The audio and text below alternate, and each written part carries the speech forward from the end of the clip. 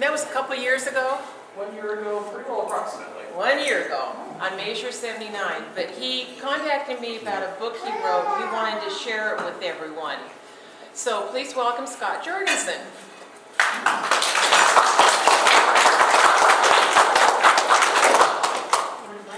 Thanks, Pam. It's an honor to be here. It's been about a year since I was last here in this very room with you fine folks. Here to promote this book, Transition. We've got a few copies of it. It's also available on Amazon. And it's about the peaceful transition of power that's happening between generations right now. My 30th birthday was just over 3 years ago. Life was pretty good for me at the time.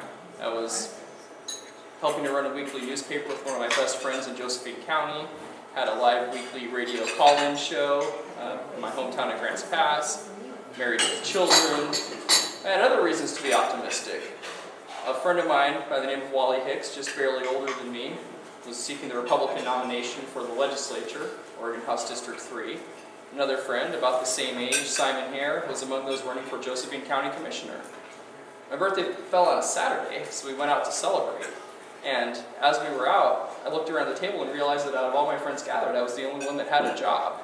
And it wasn't that my friends were losers. A lot of these guys had gone to college and had always worked hard and always had jobs. But clearly the effects of the Obama depression were upon us in Josephine County. Unemployment was around 15%. The newspaper I was working at was subsisting largely off of foreclosure notices. My own mother lost her home in Grants Pass to foreclosure around that time. So there was plenty of hard times all around. Up until then, I'd yet to directly feel the effects of the recession. Well, that all changed a few months later when the newspaper changed owners. And before too long, sensing the limited opportunities in front of me, we decided to move to the Portland area and settled on Vancouver. And that's where I was on election night. And it was actually overall a positive event. Simon was elected, knocked off an incumbent county commissioner 20 years his senior. Wally was elected with almost 80% of the vote.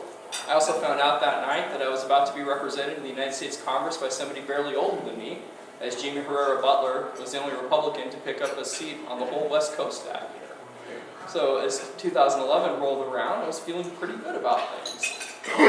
26-year-old by the name of Brandon Vick took over as chairman of the Clark County, Washington Republican Party.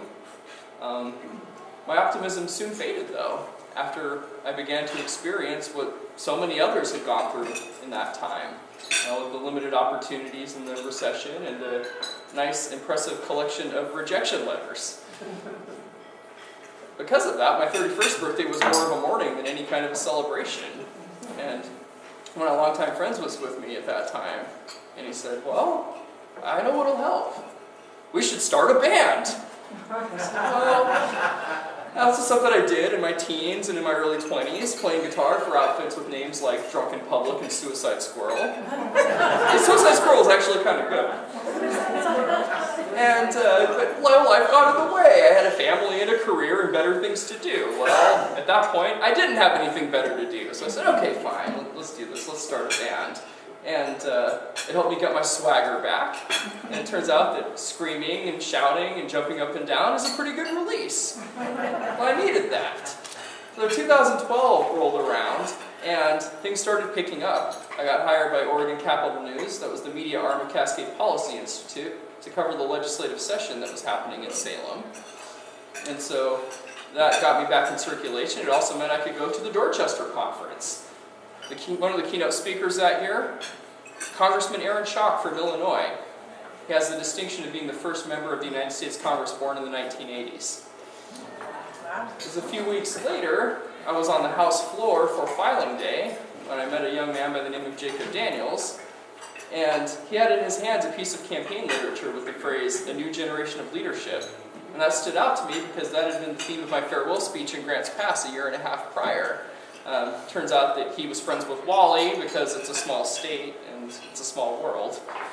So we hit it off and became fast friends. One of my next assignments for Capital News was to cover all the contested legislative primaries that year. And about a third of them involved candidates between the ages of 20 and 36.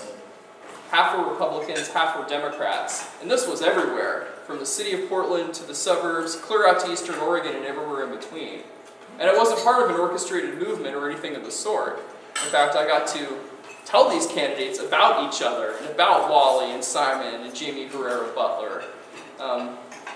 That primary election coincided with my 32nd birthday, but most of those candidates lost this time around. The only one that won was a guy by the name of Ben Unger, who I plan to help unseat a year from now. We'll get into that later. But, I pressed on, and things picked up for me. I ended up getting a job as a field organizer for the Yes on Measure 79 campaign to stop another tax on your home. And for that, I ended up moving to Wilsonville, where a young man by the name of John Davis was running for state representative. Right? And so, through the durations of my statewide travels, I kept meeting more and more young people who were running for office.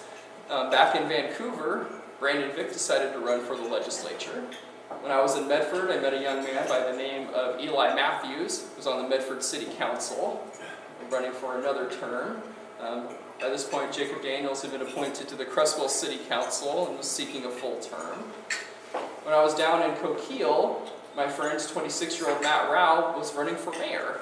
During one stop in town, it was me and him and a bunch of younger people, and he was spelling out his vision for the future. The next time we were in town, he was at a candidates forum of people twice his age, equally enthusiastic about his vision for the future of the town.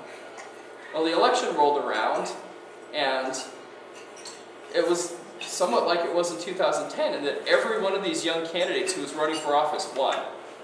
In fact, it was the only commonality between 2010 and 2012. If you remember, 2010 was a great year for Republicans. We took back Congress.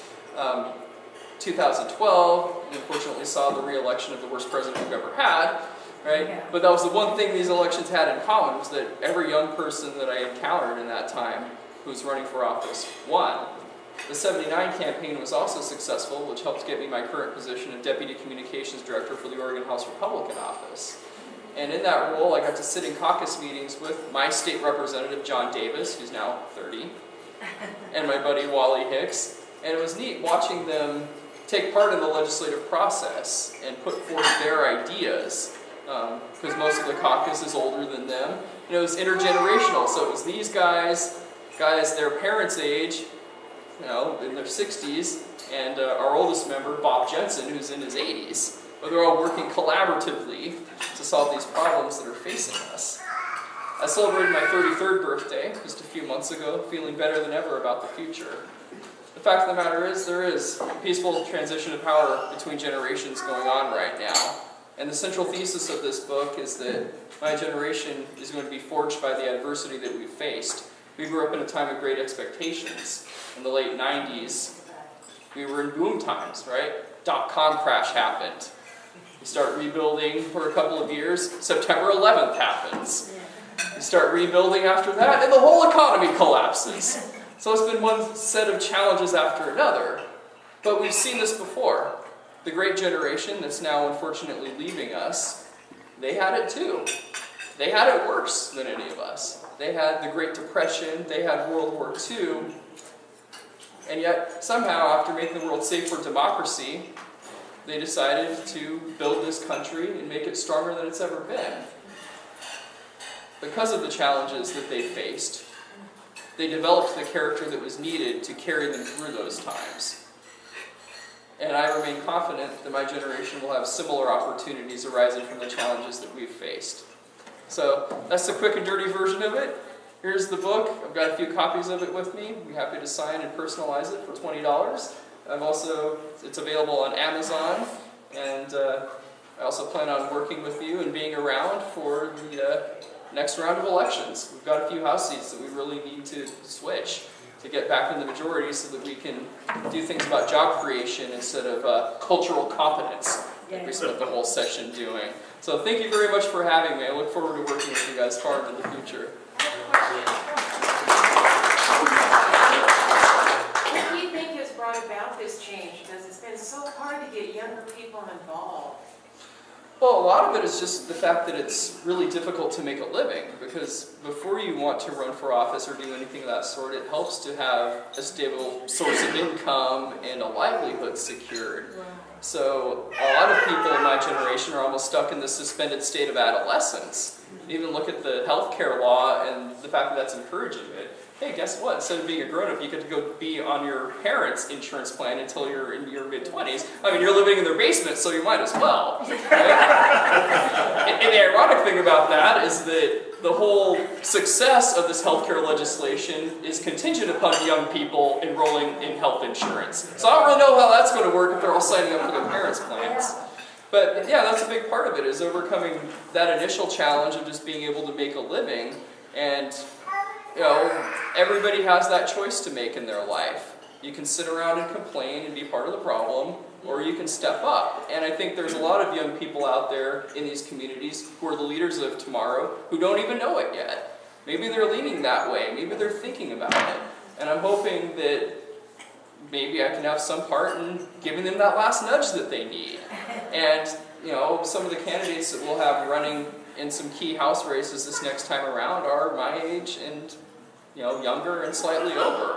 So we're going to see more of it. I think this is just the beginning, and it's something that I find very encouraging. I have a question. The younger people, their attitude towards Obamacare and signing up for it, basically, they're going to pay the burden of us older generations that are sick and are wealthy, but we want the government to pay us for our health insurance. You know how that is. I mean, I don't believe in that, but anyway, what is the attitude amongst younger people about Obamacare? Are they going to, do you think they're going to sign up in mass numbers, or are they going to say, flick it off? Well, the great thing about being young is that you're invincible.